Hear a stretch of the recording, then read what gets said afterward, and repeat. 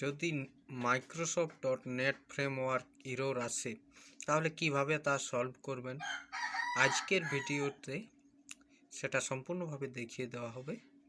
তাই সকলে দেখতে থাকুন এবং চ্যানেলটি সাবস্ক্রাইব করুন।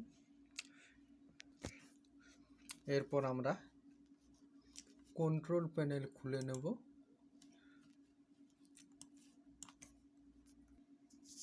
কন্ট্রোল প্যানেল খোলার পর আমরা আনইনস্টল প্রোগ্রামে যাব। ওখান থেকে turn window feature on or off option choose করব।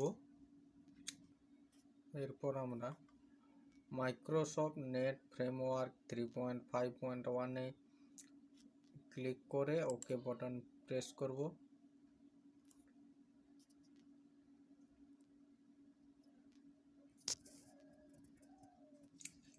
এরপর আমাদের দেখাচ্ছে you must restart your computer to apply this.